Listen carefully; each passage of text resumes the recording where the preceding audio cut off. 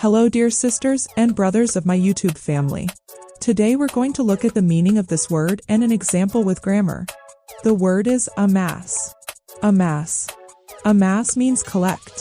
Synonyms of amass are accumulate, assemble. Example: she has amassed a huge fortune from her novels. She has amassed a huge fortune from her novels. Here amass is an verb.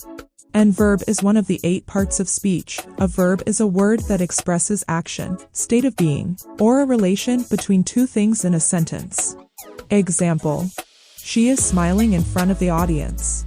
That airplane was flying above the clouds. Thanks for watching. I will be back with another video. Bye!